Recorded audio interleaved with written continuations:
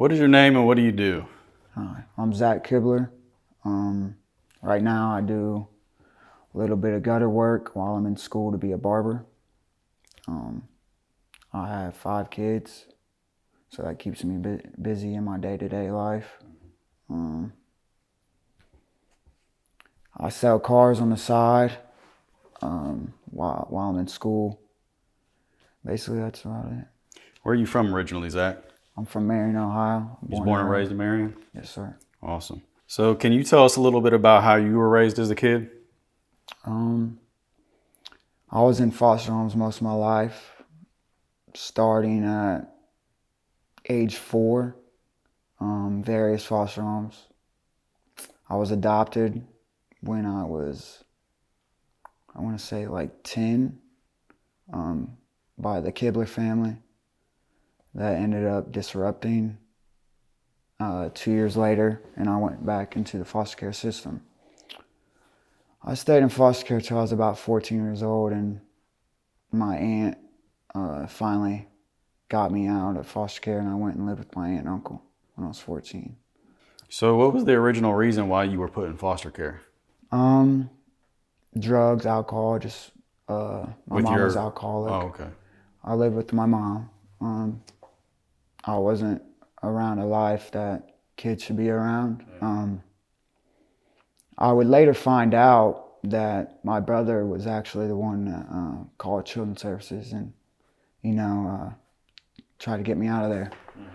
And I held a lot of hate towards him for doing that for a long time. But as I grow older, I look back and I'm like, he was just trying to save me, from enduring what he went through. Right.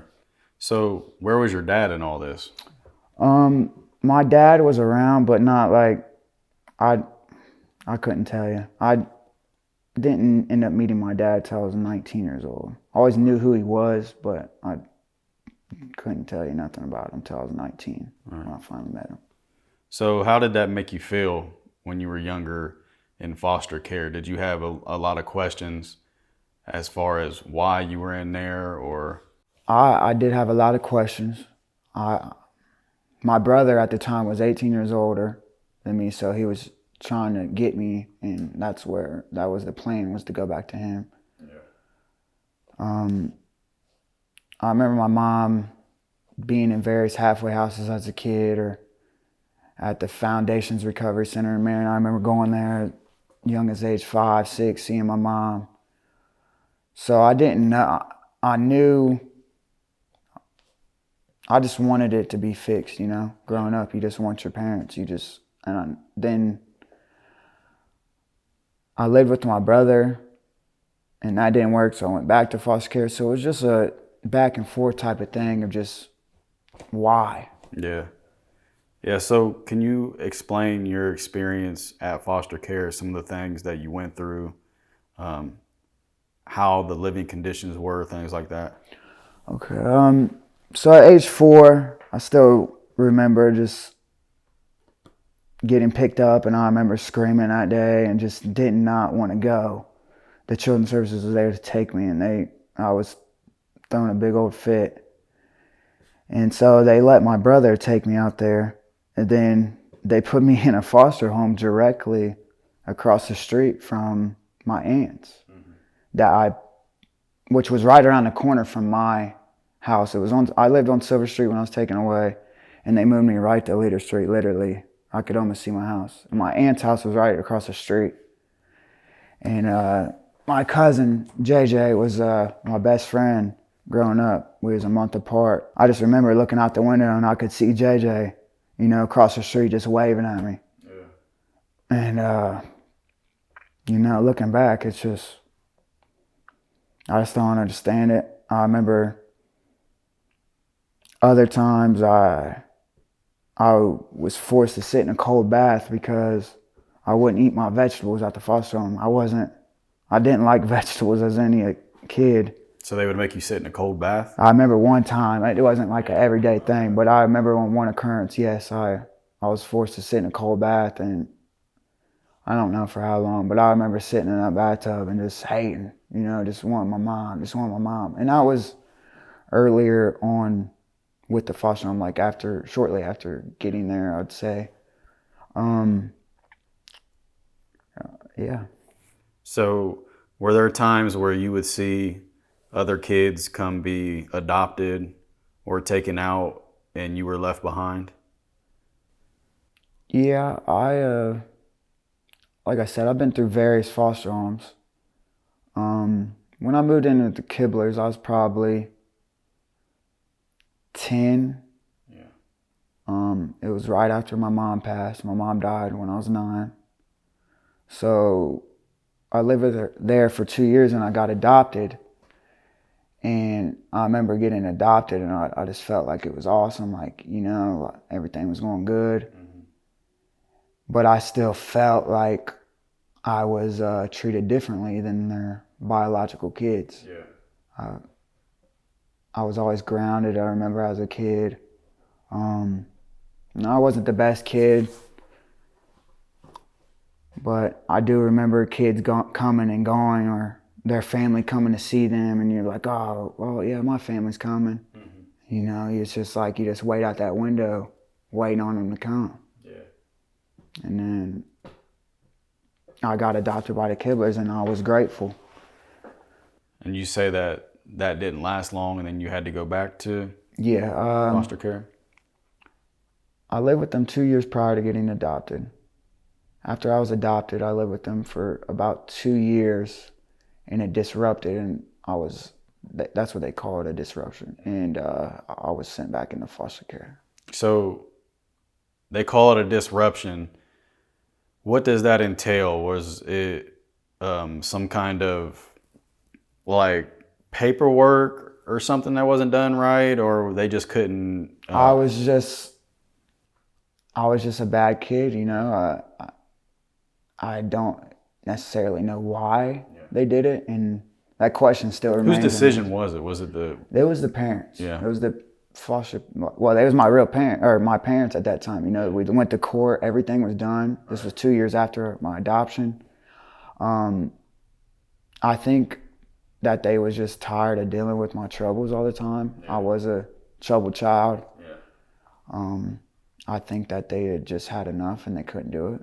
I think they signed up for something that they didn't know what they had signed up for, maybe. Right. Yeah. So you said your mom died when you were 9? Yeah. How did you feel about that when you heard the news? How did you hear the news of her dying? I was 8. It was 3 weeks before my 9th birthday. I was at YMCA day camp. And I remember my foster mama came to pick me up. And I just knew something was off. And I remember always worrying about my family as a kid. Like, oh, something's going to happen to my family. Yeah. And before she could say something, I was like, what happened to my mom? I was just asking, like, what happened? And she's like, your brother wants to talk to you. And my oldest brother, Jeremy, was in my life very heavily at that time. He was basically the only one that had his head on straight and doing the right thing. So she wanted to take me to him and have him tell me. And so before we got there, though, I remember getting it out of her, like, what? And she told me what happened, and I just remember just kicking the dash of her car and just kicking it and kicking it and kicking it and screaming and crying. Mm-hmm. And she took me to my brother's, and I just remember my brother just holding me and telling me everything was going to be all right. Yeah. So, as he's crying, and I just remember sitting in a recliner and him just holding me and telling me. Yeah. So what caused her death? She was alcoholic, so fluid got in her lungs. Yeah. She had fluid in her lungs. So was it considered like alcohol poisoning, or she drowned? I'm not exactly sure as to what. I just remember as a kid, like, your mom died, she had fluid in her lungs, and she died in her sleep. Yeah. So. And that was tough on you? I was very tough growing up, yeah. Yeah.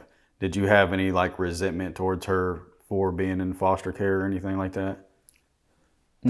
As I can look back and say, like, I wasn't never mad at her. Yeah.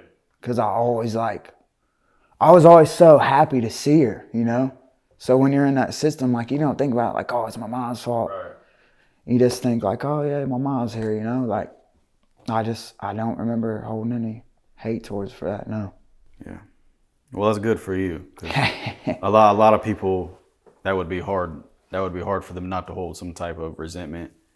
So it's good that you didn't let that hate in your heart Yeah, for her, because she was obviously battling some demons herself. for sure, for So sure. it's a good thing that you didn't let yourself go there. So tell us a little bit about your hobbies and your career now. Right now, I do gutter work when I'm not at school. I work for my buddy's company in Marion. I'm going to school to be a barber. My cousin has a barber shop in Marion, The Root, and he's been on me pretty tough to go to school and try to get this done. And I've had a lot of barbers in my family, and it's just been something I've grew up watching. I'm not the best yet. I'm far from it. And I got a lot of work to go, but it's something I enjoy doing. Also sell used cars. I like doing that. Something that I enjoy. Growing up, that was something my oldest brother did, was wheeling deal on cars a lot. So I think I picked up the passion from him. That's awesome, man. At least you're doing something that you love and you're going in the right direction. A lot of kids growing up the way you did don't come out of that ever. They Yeah, don't turn a new leaf and go in a positive direction. It's hard to get out of that, especially when you don't have any mother or father figure in your life to show you how you're supposed to do things. You got to kind of figure it out on your own. yeah. So kudos to you for doing that and not letting that bring you down. What other things in your life have you endured besides being in foster care, besides your mother dying? What are some other things that you've endured? Well, I've been to prison 5 times. I'm a recovering heroin addict. How did you get introduced to that? Drugs have been a part of my family for a long time, long as I can remember. I started using heroin at 15 years old. I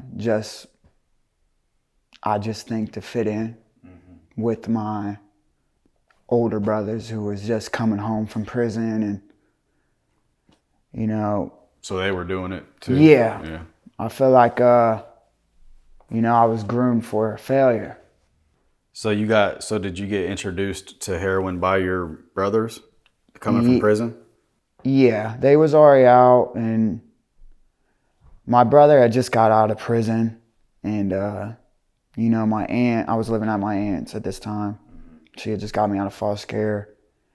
And she's just still new to that. She don't really know what to do. So yeah, my brother just came home from prison, but that's my brother. Like, she's gonna let me be around him. Right.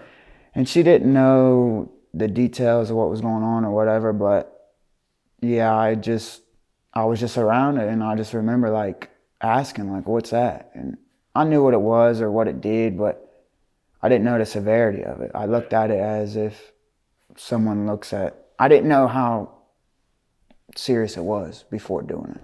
Yeah. And how long have you been clean now? I've been clean 2 years in July. 2 years. That's awesome.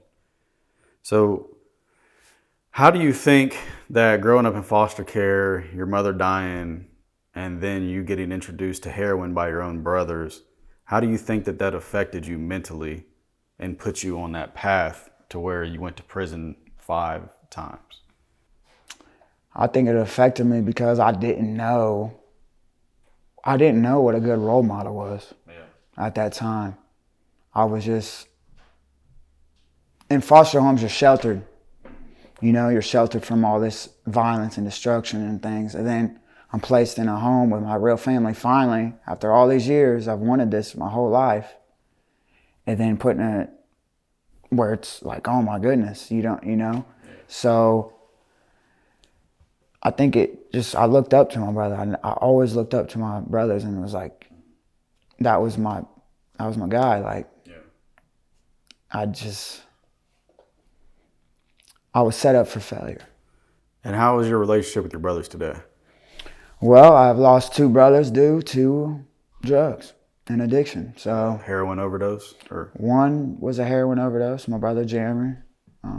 And then my brother Brandon just died last year from infection from using drugs. So it's just me and my brother Derek now. He lost his little brother, my brother that just died. So he's coping with that in his own way. We don't have the best, strongest relationship, but if I call him, he'll be here, type of deal. So it's a good relationship, but it needs work. so how did it make you feel losing both of your brothers?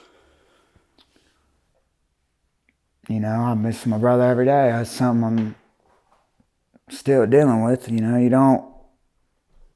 don't get easier losing someone. I deal with it every day. My brother's Brandon's death, who died in April, I took it pretty hard. Yeah.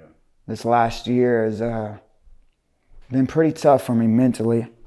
The first 6 months was. These last 6 months have been good for me, But I didn't lose him in addiction, so it was hard, and my first brother I lost in addiction. Jeremy died when I was 18 years old. I was so far gone in addiction, and when he died, I just went way worse into addiction. I went to a very dark place, and shortly after that, I was in prison 6 months later. I feel like that affected me because Jeremy was always like my dad, throughout foster care. It was always Jeremy that came to see me, not Brandon or Derek. Like, Jeremy was that guy, like, always, no matter what. Jeremy always had me. Jeremy's the one that bought me shoes. Like, that was more like a dad. That was more like most dad figure I ever had, other than foster care situations. So I took that one a lot harder, but because I was in addiction, I feel like. But now, Brandon's death, I feel guilty because I was clean when he was using, and I had cut him off. And he'd always ask me, like, oh, I need a ride, or I need to do this, and I was like, look, bro, like, I can't do that. I can't be around you. I got to put up a boundary, man. Yeah. And I felt guilty for that. Still feel some type of guilt sometimes, but I was doing, I got my own family that I got to protect, and I can't be around that. So it was hard. It was hard when he died because I felt instantly guilty. Yeah. Brandon's death was pretty tough, man. With some help from my girlfriend and her family, I sat up his funeral, and we had a little showing and stuff for him. So I did that, though. Like, I was I helped do it all, so I feel like that helped with some of the guilt I was feeling towards it. And, I gave a little speech, and that, I feel like that was more for myself than to talk about him, if that makes sense. Yeah. To kind of ease your own pain. Yeah. And let yourself know that it wasn't your doing. Yeah. So with everybody around you, your mom passing away, you being in foster care, not being raised in a family, losing the 2 brothers that you had, with all of that happening, seeing them deal with addiction, seeing your mom deal with addiction, what made you want to change yourself and become better? I was tired of being a nobody, I was tired of being lonely, depressed. When you're on drugs, you're not happy. No one's happy on drugs. You don't wake up like, yay, I'm on drugs. You hate your life, So when I went to prison, it took me a few tries. This last time I came home from prison in 2019, and I went to a higher security prison, Lebanon, and, it's real. Like, it's real tough. And my kid was born when I was locked up. My daughter, Zayliana, was born, so I missed that. And it was just like, what am I doing? I'm wasting away while these kids are growing up. I'm not.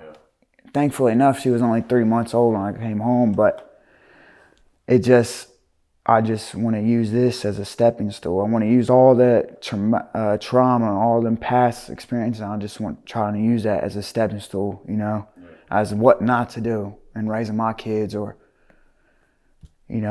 what to do. Like I'm slowly figuring it out day by day, how to be a better parent. But I just remember sitting in them cells, and I just remember, like, this isn't the life. Like, there's so much more to life. Yeah.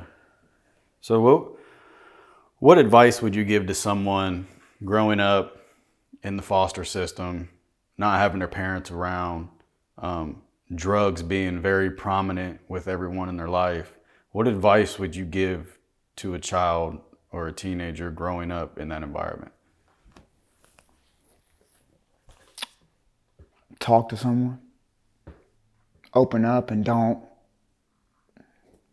cover up. Don't lie to cover up someone else. I remember always doing that in foster care. I would lie to my foster parents about something else going on. Just try to take what they're giving you. Like, just try to get the help. If I know in foster care situations that you don't always like the parents, or you don't like the other kids, but I would just tell them, like, just keep fighting and work on yourself, build yourself up. You don't need nobody, really, because at the end of the day, who do you got? What really made you able, because I know from people I've talked to, it's an extremely difficult process to just stop doing heroin, cold turkey. How are you able to do that? Going to jail and just going through it. Yeah. Did you stop in jail? Yeah, it wasn't in there. Yeah. You just gotta go through them withdrawals, and you just. I just remember all the misery it brought me. I don't want to be that person. It's an ugly person. I just didn't want to go through that. I didn't want to be around that life. I didn't want to associate with no one. So I feel like going to jail, I went through the withdrawals or whatever, and when I came out, I just stayed to myself. Now, I did get on Suboxone for a while, and I did do that, and it helped. But even I didn't want to be on that neither. I just wanted to be. I don't feel like I needed that. So that's what helped me. When I came home, like, I just got on Suboxone just to stay safe and make sure.